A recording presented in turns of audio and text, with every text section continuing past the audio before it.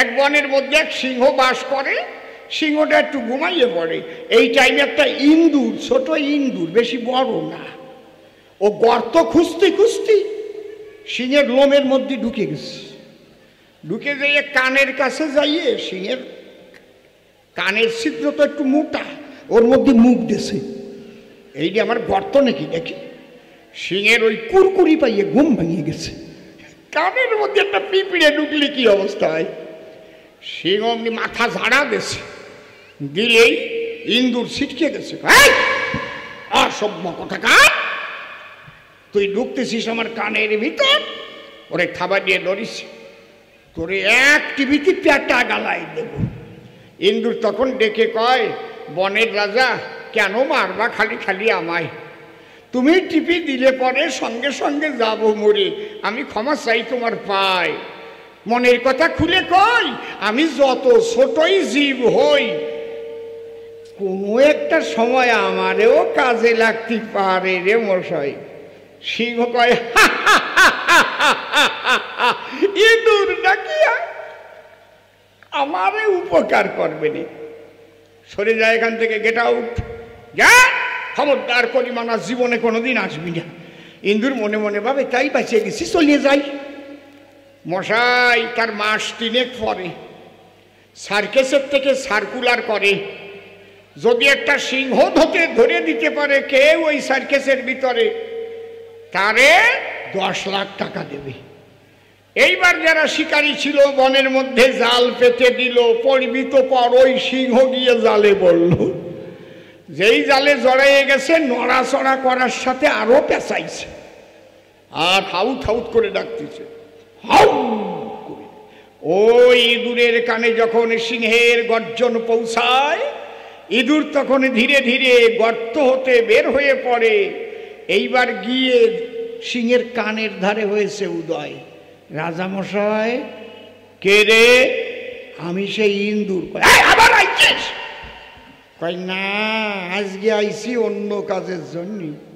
বলছিলাম না, যে যত ছোট হোক, শোনো তোমরা বিশ্বের লোক, তারেও অনেক সময় কাজে লাগতে পারে।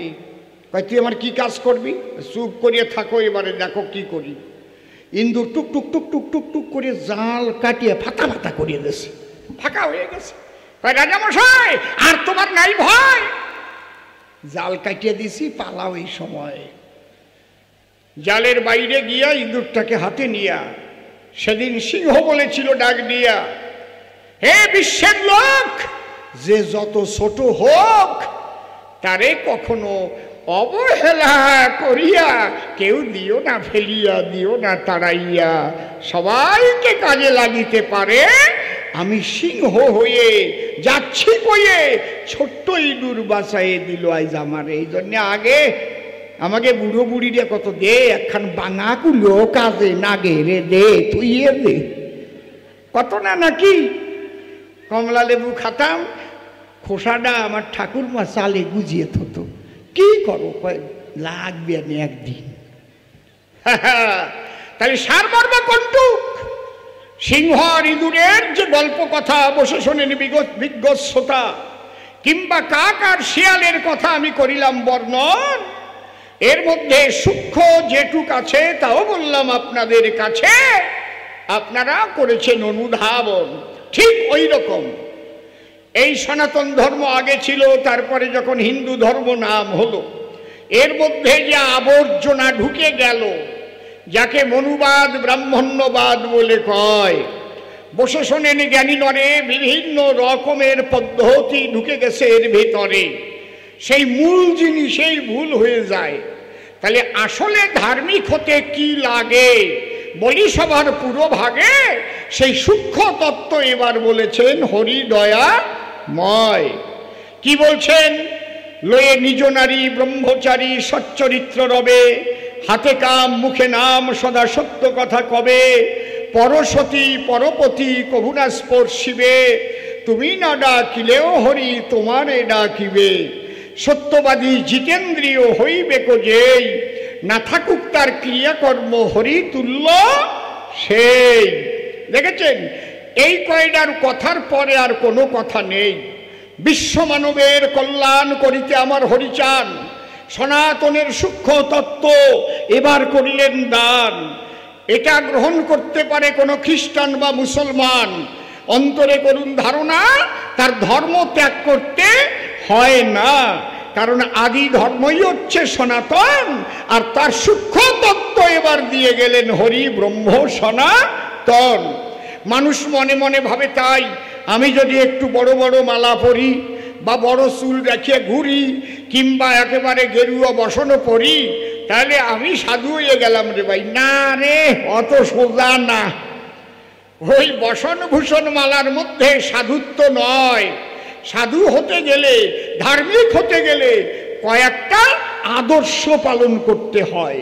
কেউ সুটকোট পরে যদিও ঘোরে সেও ধার্মিক হতে পারে, যেমন শ্যামাচরণ লাহিড়ী ছিল আমাদের এই ভারতের গায়ে। আপনাদের আছে জানা, জীবনে কোনোদিন সাধুর পোশাক সে পরে না। যোগাচার্য শ্যামাচরণ লাহিড়ী, আমি যদি বলি আপনাদের বরাবরই এই তাগড়াই মোচ ছিল তার, তাগড়াই মোচ থাকে কোনো কোনো সেনাদের, এইরকম মোচ স্যালেন্সও একজনের ছিল। এর মোচ কি মোচ, ধুতি পাঞ্জাবি পরা আর গভর্নমেন্টের চাকরি করা। কিন্তু বাক্য সিদ্ধ যোগীরাজ শ্যামাচরণ লাহিড়ী যেজন, ওনার একটা ছেলে ছিল, কথাটা আমার মনে পড়ে গেল। ওই ছেলেটাকে ভালোবাসত সর্বক্ষণ। একদম ছোট্ট ছেলে যখন নিজে নিয়ে যেত স্কুলে, আবার স্কুল ছুটি হলে সৎ গৃহে করত আনায়ন। ওই ছেলে যখন লেখাপড়া শিখিতে শিখিতে বসে শোনেন সুধী সতে, এই কলকাতাতে MA ক্লাসে করে অধ্যয়ন, MA ক্লাসে পরীক্ষা দিল, first class first gold medallist হলো। কিন্তু যেদিন রেজাল্ট বেরিয়েছিল সেই দিন ছেলেটার ঘটিল মরণ। একই মাত্র পুত্র তার, এ জীবনের ওইটুকু সার, যাকে রেখে শ্যামাচরণের বাঁচে না জীবন। ওই ছেলে যখন গেছে মরে, অধ্যাপকরা চিন্তা করে শ্যামাচরণকে আর বাঁচায় রাখা যাবে না, এবারে চলো আমরা 12 জন অধ্যাপক গিয়ে তার ধরে একটু বুঝাইয়া আসি। এখন 12 জন অধ্যাপক একসঙ্গে হাঁটা দিল, আর শ্যামাচরণ নিজের বাড়িতে ছিল। উনি 12টা চেয়ার পেতে সাথে সাথে একখানা ভালো টেবিল রেখে তাতে 12 প্লেট দই মিষ্টি আয়োজন করে রেখে বসেছিল। যখন ওই 12 জন গিয়ে দিল দর্শন, শ্যামাচরণ ডেকে বলে তাদের সদন, আসুন আসুন আপনারা 12 জন আসুন, এই চেয়ারে বসুন, আপনাদের জন্য দই মিষ্টি রয়েছে আয়োজন। ওরা মনে মনে ভাবে তাই, একই যাকে আমরা বুঝাবার তরে, যার গেছে ছেলে মরে আমরা এলাম তার ঠাই, আর দিয়ে দেখি দৃষ্টি আমাদের জন্য রেখেছে দই আর মিষ্টি। এ তো ভেবে দেখি নাই। 12 জন যখন বসে পড়ল, শ্যামাচরণ তখন বলেছিল, আপনারা কেন এসেছেন আমার সদন আমি জানি, তাই আমার গেছে ছেলে মরে একটু জ্ঞান দিতে এসেছেন আমার ধারে, কারণ অত্যন্ত ভালোবাসতাম তো তারে, ওই ছেলে ছাড়া যেন বাঁচে না আমার জীবন। বসেন আপনারা 12 জন। আমার হেন কথা মনে লয়, আমি একা এসেছিলাম এই দুনিয়ায়, আমার সঙ্গে সেদিন আসে নাই কোনো জন। মাতৃগর্ভ হতে একাই প্রসব হয়েছিলাম পৃথিবীতে। ঈশ্বরের ইচ্ছা মতে আমি দাঁড় করেছিলাম গ্রহণ, দাঁড় শব্দের স্ত্রী।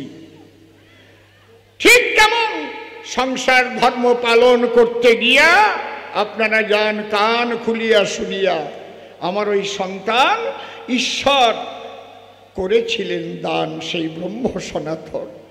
তারই করুণায় ওই সন্তান রূপী অতিথি দিয়েছিলেন আমার আঙ্গিনায়।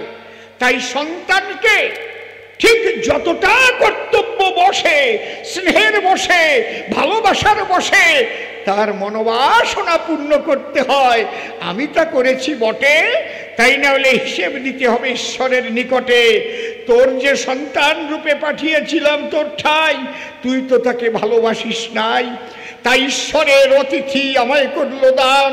এবারে আমি পিতা, সে আমার সন্তান। এবার ঈশ্বরের সময় হয়েছে দিয়ে টান। যার মানুষ তার পাক কাছে নিয়ে গেছে, আমাকে এবার মুক্ত করে দিয়ে গেছে। প্রেমানন্দে গাইব আমি এবার ঈশ্বরের জয়গান। এতে আমি মায়ার কান্না কান্তি যাব কেন? সাধু এরে কয়, গুরুচাঁদ ঠাকুর নিজেই থাকতে তার ছেলে মরে যায়। মরে নাই? কথা করছেন না কেন? মরে নাই? কেন মরেছিল? বাবা অশ্বিনীকে অপমান করেছিল, কষ্ট দিয়েছিল সেই শশীভূষণ ঠাকুর যারে কয়। বসে শোনেন নারী নরে, আমি যাব না সেই আলোচনার ভিতরে। যে আলোচনা করিলে পরে একটু কালি লাগে ঠাকুর বংশের গায়ে, মনে করি ভাবনা সে কথা আমি কব না। কিন্তু গুরুচাঁদ ক্ষমা করে নাই, কারণ আমার ভক্তের প্রাণে ব্যথা দেয়। তাহলে গুরুচাঁদ ঠাকুর যিনি মনে মনে ভাবতে পারতেন, তিনি শশীভূষণকে আমি লেখাপড়া শিখাইয়ে ছাব্রেষ্টার তৈরি করে দিছি। হ্যাঁ, সত্যভামা দেবী যিনি কতবার বলেছেন, তিনি একটু ক্ষমা করা যায় না? আমি ক্ষমা চাই তব কাছাকাছি। বলে না রে, সব কিছুর ক্ষমা হয়, কিন্তু আমার ভক্ত প্রাণে ব্যথা দিলে তার ক্ষমা নাই এই দুনিয়ায়। জানো না, আমার হতে নাম বড়, নাম হতে আমার ভক্ত বড়।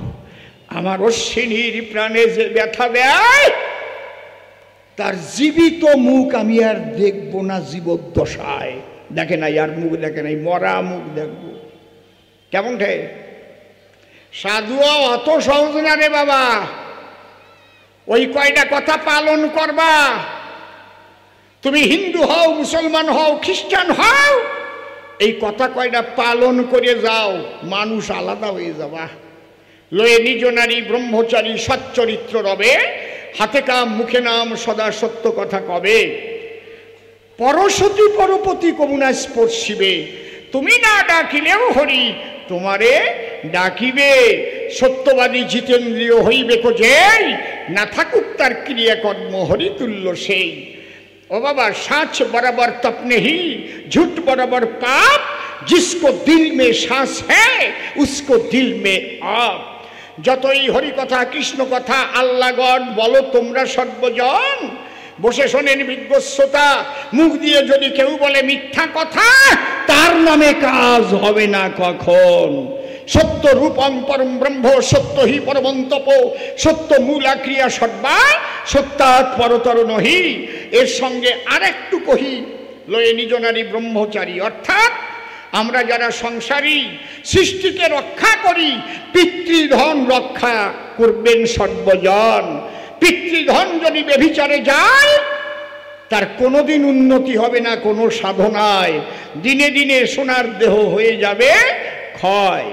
হয়তো সাধুসঙ্গ করলে পরে, গেলে কোনো কৃষ্ণ নামের আসরে কিংবা হরি নামে মাতাম দিলে পরে সেখানে একটু তরঙ্গ হয়, সেই তরঙ্গ মতে দু চার ফোঁটা জল ধরবে আখি পাতে, কিন্তু যখন ফিরে আসবে আপন গৃহেতে, দেখবেন যে ফাজিল মানুষ সেই ফাজিল হয়ে যায়। এই জন্যে অশ্বিনী কর্তা লিখেছে, কেউ যদি ঢেউ ধরতে পারো প্রেম সাগরে, কি বলবো প্রেমানন্দ তোমার দ্বারে, তুমি তো টিক্কি রেখে বেড়াচ্ছ ঘুরে, একেবারে গেরুয়া বসন পরে, নামের মালা বুকের পরে, হরে কৃষ্ণ হরে, আর আমার গতি যেন বরে। হ্যাঁ, ভাব ভঙ্গি বেশি দেখাই না, বুঝলে? বেশি ভাব ভঙ্গি দেখানো ভালো না। ওরকম অনেকে অনেকজন নিয়ে এরকম পোশাক পরে। একটা ছোট্ট গল্প মনে পড়েছে, কব না? থাক, কব না, থাক। নিজেকে গ্রাম মানুষই খারাপ ভাববেনি আমারে, কব? ওই বুড়ি পায় কইয়েই যাই। একজন ওই স্বর্ণকার, সোনার দোকানদার, শুনেছি নাকি মাও যদি গহনা তৈরি করতে দেয়, সেই জায়গাতে একটু চুরি না করলি বলে পেটের বাজ অজম হয় না রে মশাই। শুনছি, আমি জানি না, আমি কিন্তু শোনা কথা করছি। এই জায়গা কোনো স্বর্ণকার থাকলে সে রাগ করিয়ে না। কায়দা কি? কিন্তু এমন পোশাক পরিয়ে থাকে না, একবার দাদর সঙ্গে দ্বাদশ তিলক কাটা, মাথায় তরমুজির বোটা, বুঝেছ, একেবারে গেরুয়া বসন। আর ওনার ছেলে ভিতরে কাজ করে, পোড়াপুড়ি করিয়ে গালাগালি করে, গালাগালাই টালাই বেশ সোনা কায়দা করে। এই সময় এক ভদ্রলোক ঘুরে ঘুরে ভাবলো কি এরকম একটা বৈষ্ণবের দোকানেই যাই, শুনছি স্বর্ণকাররা কেউরই ছাড়ে না রে ভাই, কিন্তু বৈষ্ণব মানুষ মনে করি ভাবো না ওনার দ্বারাই খারাপ ব্যবহারটা পাবো না, বুঝেছ। যে ওই সোনা নিয়ে গেছে ওই ছেলেটার দ্বারে গেছে, বুঝেছেন। এখন যখনই গেছে ছেলেটা মানে গানের সুরে বলতেছে কায়দা করে, মানে ও যাতে ভাবে যে বাহ এদের সেই রাধা কৃষ্ণ ভাব সমসময় অন্তরে। ছেলে বলতেছে বাবার দ্বারে ইনডাইরেক্টলি, এসব কেশব এসব কেশব, এসব কেশব রে এসব কেশব। যখন এই বলিস ওর বাবা তো ঠিক পাইছে যে ছেলের দ্বারে সোনা গেছে, জিজ্ঞেস করতেছে যে কেডা আইছে সোনা নিয়ে। বাবা বলছে গোপাল গোপাল গোপাল গোপাল, করতাল বাজাইয়ে যাচ্ছে, হরে গোপাল গোপাল গোপাল গোপাল। ওকে আগের থেকে ইঙ্গিত দেওয়া আছে, গোপাল যখন বলবে মানে গরুর পাল সমতুল্য, আমাকে কোনো আত্মীয় না। আবার ছেলে ওদের করছি, মতুয়াদের তো লেংটি বাড়া দেখিস, ন্যাংটা সাধু দেখছো না লাখ লাখ, সেটা দেখে তো কও নাই। আংটিও পরা আছে, কি আমরা নিজেরে দেখেছি আছে না, ওটা খলিয়ে না কেন কেলেঙ্কি পরে কেউ লগ্ন বড় কথা নয়, দেখতে হবে কে কত উন্নত হয়েছে ঈশ্বর সাধনায়। হায় হায় ঈশ্বর সাধনায়, হায় হায় ঈশ্বর সাধনায়। আর মনে রেখো যে লোকটা শুধু লেংটি পরে চলে কিংবা ল্যাংটা হয়ে চলে সে সাধারণ মানুষ না। তুমি আমি পারবো না, লজ্জা ঘৃণা ভয় তিন থাকিতে নয়, অত সোজা নাগা সন্ন্যাসী হওয়া যায় না। এই জাগতিক জগতের চাওয়া পাওয়া হয়ে গেলে শেষ, তার থাকে না এই দেহে পোশাকের পরিবেশ, পোশাকের পরিবেশ, পোশাকের পরিবেশ। তুমি তো তিন বেলা তেড়া কাটপানি, একেবারে শ্যাম্পু নিয়া আবার তেল নেবা না, চুল ভুলইয়ে ভুলইয়ে আসবা না, পোষাটা এমন কায়দায় দেবা না একেবারে মহাবৈষ্ণব সাজিয়ে আসবা।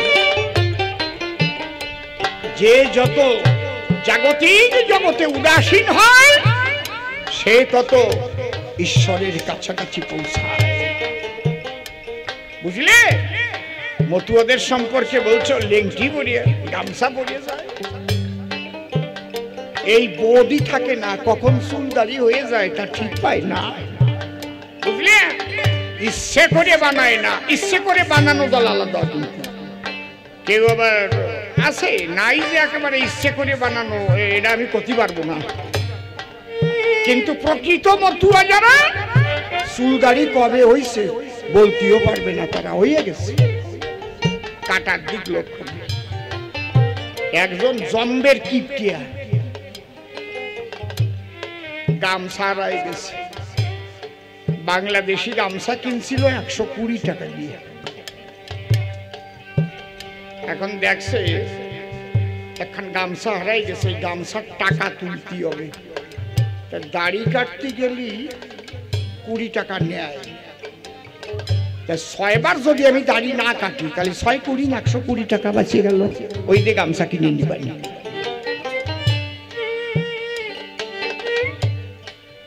সপ্তাহে একদিন কাটতো, 6 সপ্তাহ কাটে নাই, দাড়ি কতটুকু হয়েছে বুঝেছেন। আজকে ভাবলো যাক টাকা তো উঠে গেছে, মনে মনে দাড়ি কাটিছে আর 20 টাকা জমা থইছে। এই যে আমি সপ্তাহে কাটি আসলাম, কাটে নাই আসলে, 20 টাকা থুই দিলাম, বুঝেছো? এই করে 120 টাকা জমাইয়ে গামছা খান কিনে নিয়ে স্নান করতে গেছে। আর ওর পাশেই এক সাধু এত বড় দাড়ি নিয়ে সে স্নান করতে আইছে। এখন ও যাই কানের দ্বারে করছে, তোমার কি কম্বল হারাই গেছিল নাকি?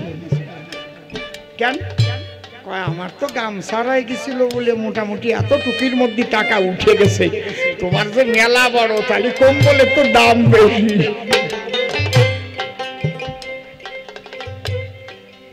বুঝেছে? বাঁশি বাজে একই কানে, যার যেমন কান সেটাই শোনে, যে যাহা করে ভক্ষণ উদ্গারে তাহার লক্ষণ। ও ভাবছে আমি যেমন গামছা হারাইয়ে দাড়ি কাটি নাই, উনি মনে হয় কম্বল হারাইয়ে দাড়ি রাখিছি রে ভাই। এরকম হলি তো হয় না। খাঁটি মতুয়া যারা, খাঁটি মানুষ যারা ঈশ্বরের জন্য পাগল হয়, তাদের পোশাক পরিচ্ছদের দিকে লক্ষ্য থাকা সম্ভব নয়। ভালো খাদ্য খানার দিকে লক্ষ্য থাকে না, ভালো বিছানার দিকে লক্ষ্য থাকে না। উদাস প্রাণী এক লক্ষ্যে ঘুরে বেড়ায়। এই জন্য ঠাকুর ভবাল লাগলের একটা গান আছে,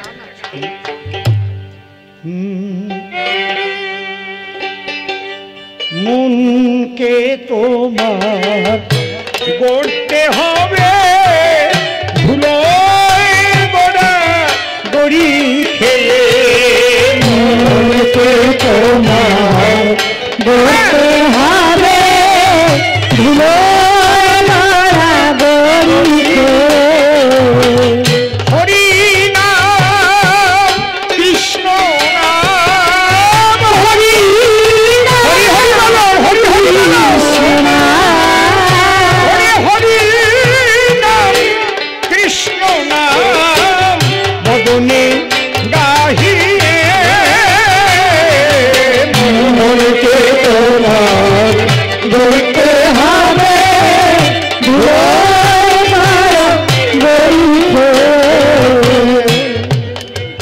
চোখের জলে ধুয়ে দেবে হৃদয়ে ভরা ব্যথা,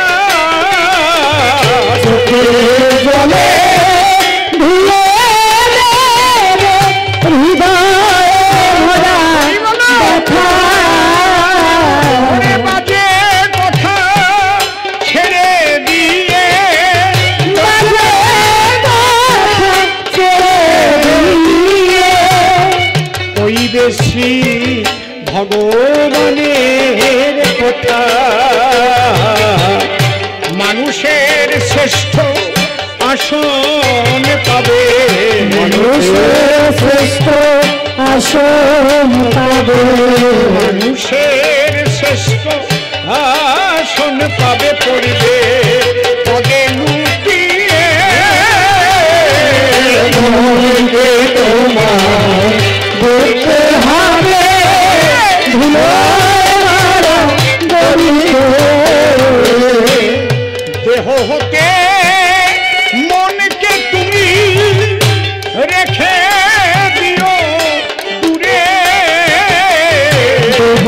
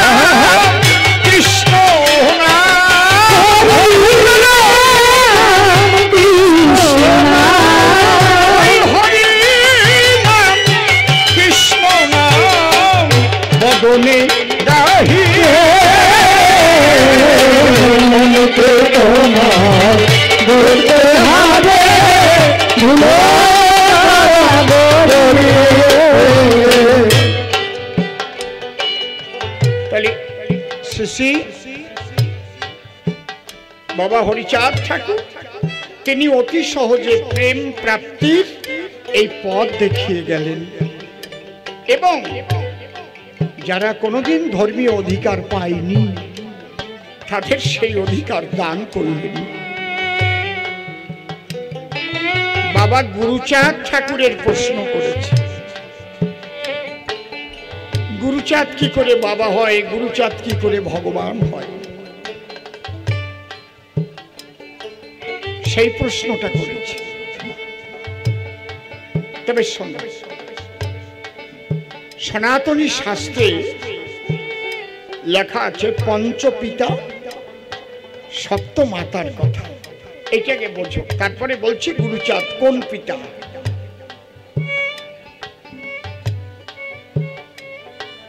গুরুচাঁদকে জাতির পিতাও বলা হয়।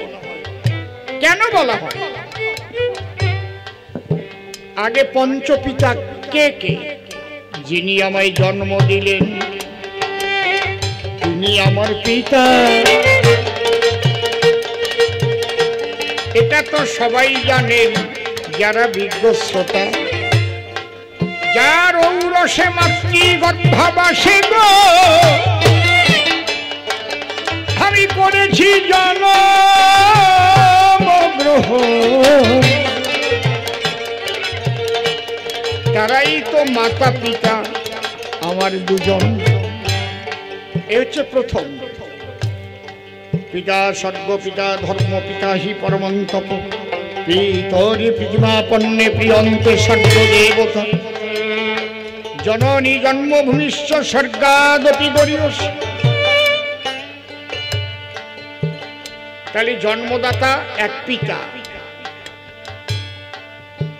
দ্বিতীয় পিতাকে শিক্ষাদাতা। শুধু জন্ম নিলেই হয় না,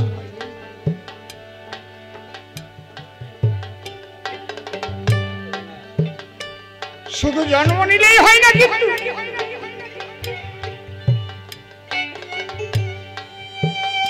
শিক্ষা দুই প্রকারের আছে।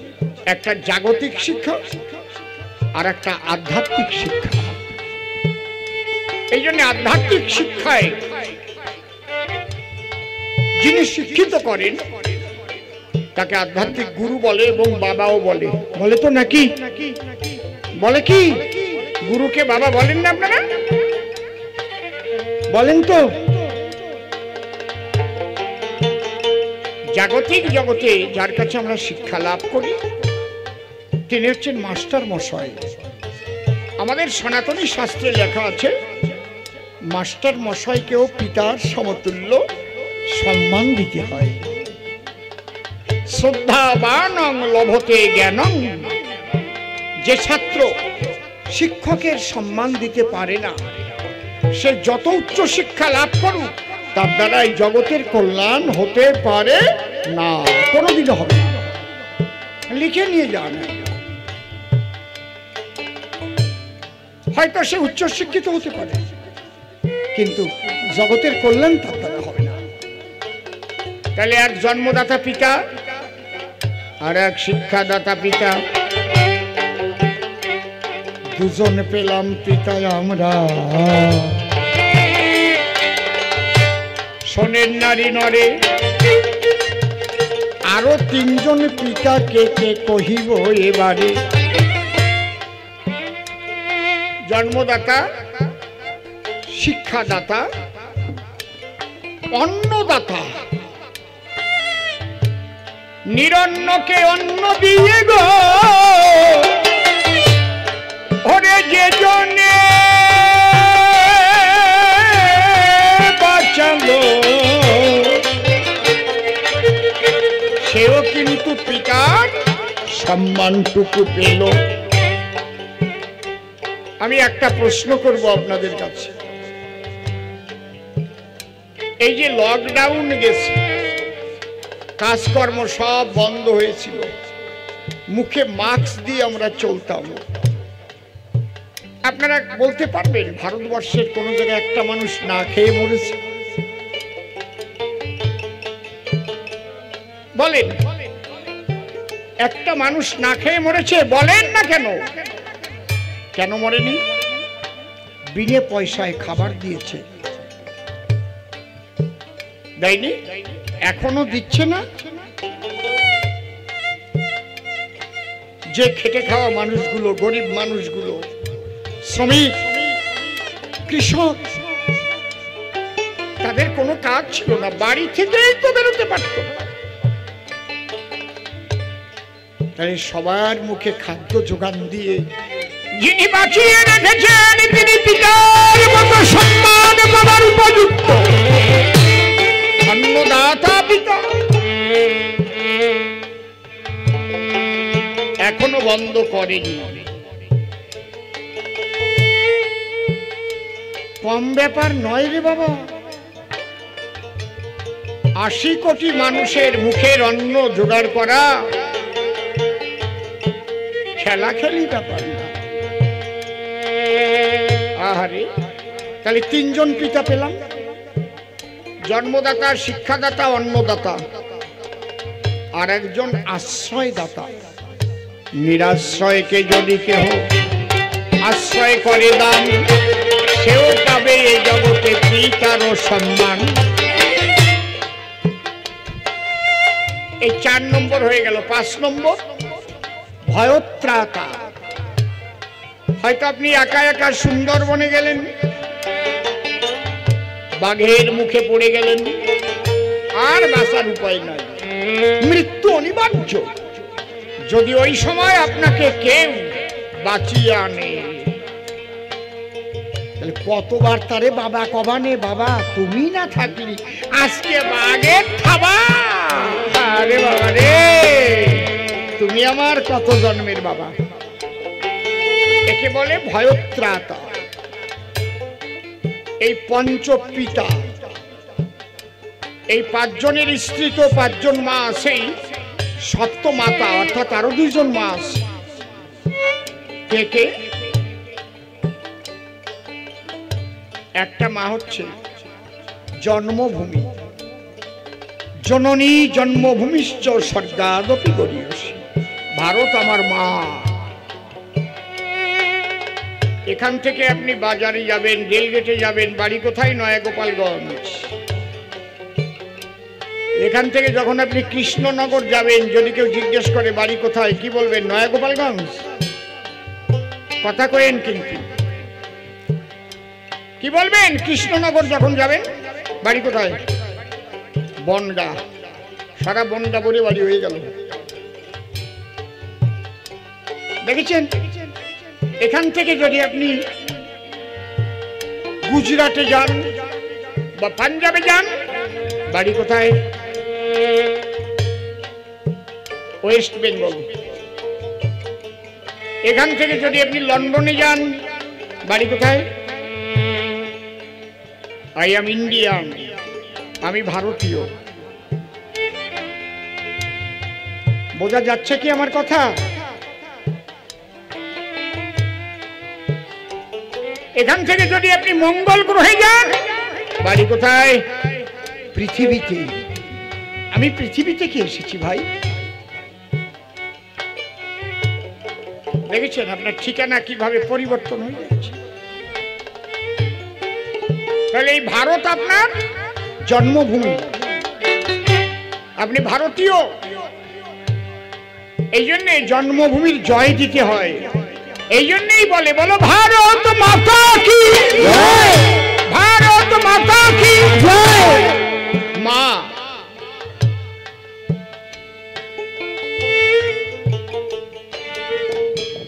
এই জন্মভূমির জয় দিচ্ছে, কারণ এই মায়ের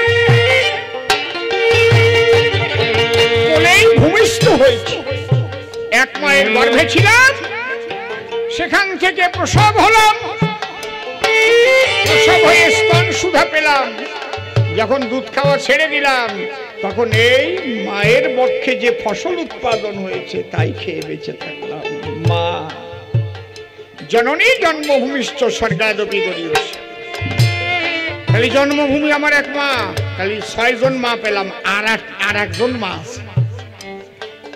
আমি একটা আপনাদের কাছে সাক্ষী মানব, সত্যি কথা কবেন, যারা জানেন তারা কবেন, যারা জানেন না তারা কবেন না, আমারে মানে দায় থেকে কবেন না।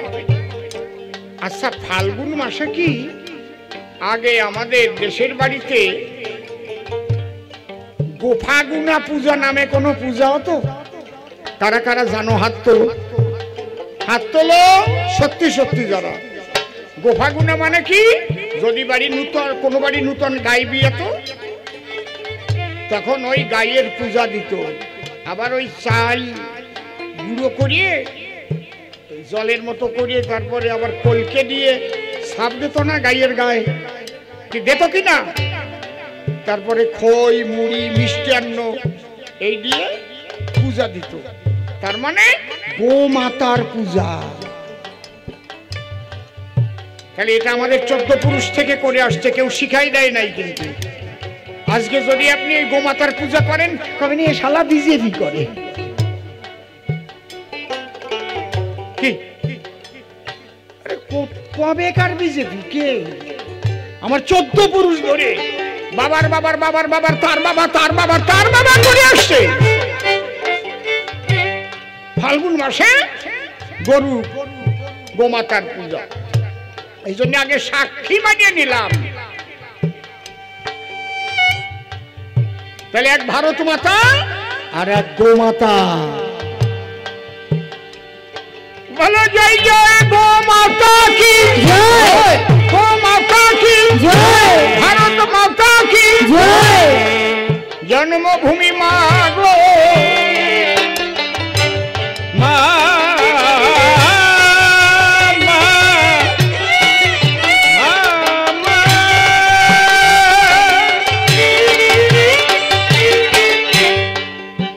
তাহলে আমরা পঞ্চপিতার সপ্তমাতা। আর একটু বসো মা, চলে যেও না, আমারও যেতে হবে অনেক দূর। আজকে গান গাওয়ার কোনো মতে উপায় ছিল না। মালদায় কালকে গান, আজকে চলে যাওয়ার কথা। খালি নিজেদের পাড়ার গান, গ্রামের গান। আর অশোকদা এমন ভাবে ধরল, আর এরাও ধরল।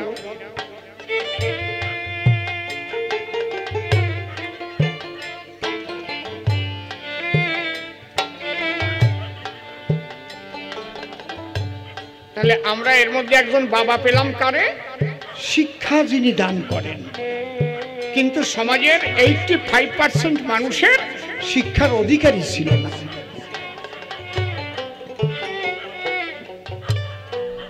শিক্ষার যে কত মূল্য! আমরা ভগবান শ্রীকৃষ্ণকে পূজা করি, সেই কৃষ্ণ বলরাম দুই ভাই লেখাপড়া শিখতে গেল সন্দীপনী মুনির বাড়ি, তারা গিয়েছিল। তাহলে যারে ভগবান বলে পূজা করি আমরা গো, সেও বিদ্যা অধ্যয়ন করতে যায়, কিন্তু দলিত পতিত বলে অধিকার ছিল না ধরায়। শ্রীমান মহাপ্রভু, যাকে আমরা কি বলি, রাধা অঙ্গ কৃষ্ণ অঙ্গ মিলে হলো শিবৌরাঙ্গ, সেই মহাপ্রভু টোলে পড়তে গেছেন। টোলে পড়তে গেছেন, বিদ্যানিধির টোলে, নিজে টোল খুলেছেন। কিন্তু দুঃখের বিষয়, ইতিপূর্বে কোন অবতার দলিত পতিত লাঞ্ছিত বঞ্চিত মানুষের জন্য শিক্ষার আন্দোলন করেননি বা একটা স্কুল তৈরি করেননি। এটা করেছেন কে? বাবা গুরুচাঁদ ঠাকুর করেছে শিক্ষার আন্দোলন। একবার গুরুচাঁদের নামে ধ্বনি দাও তোমরা ভক্তগণ। বাবা গুরুচাঁদ বললেন, যদিও তোরা করির ভিক্ষা, ছেলে মেয়েদের শিক্ষা, শিক্ষা সংহতি সংগ্রাম চেতনা, দলিতের মুক্তি নাই এই 3 দিনা। আরে আমরা কি তার ঋণ শোধ দিতে পারি? কোনোভাবে পারি? কখনোই পারি না। তাই সে আমার বাবা, সে আমার ভগবান। বাবা গুরুচাঁদ ঠাকুর হলো হরিচাঁদ গুরুচাঁদ প্রেমানন্দ হরি হরি বল হরি বল। তাহলে যে কয়খানা প্রশ্ন ছিল জবাব করলাম দান। আপনারা শুনলেন যত ভক্ত প্রাণ। ভেবেছিলাম 11টায় গান করে দেব শেষ, কিন্তু মাঠের মধ্যে ভক্তদের মধুর পরিবেশ, তাই 12:15 প্রায় হরিতে দেখি বাজে। আমি আবার প্রণাম জানাই দাঁড়াইয়ে সভা মাঝে। এইবার প্রেমানন্দকে ডাক দিয়ে আনিব, সে আর আমি দুইজন একটু মুখোমুখি হব। শোনো শোনো প্রেমানন্দ, শোনো দিয়ে মন, তুমি আমি হবে এবার যতকে মিলন। হা হা হা সঙ্গপনে তোমার শোনে মনে মনে আমার মিলন। সঙ্গপনে তোমার শোনে মনে মনে আমার মিলন। তুমি এসো এসো প্রেমানন্দ, ওরে ভুলে দিয়ে মনের দ্বন্দ্ব করো শ্রীহরির সনে প্রেম সম্বন্ধ। লাভ হইবে সেই প্রেমধন, হরি প্রেম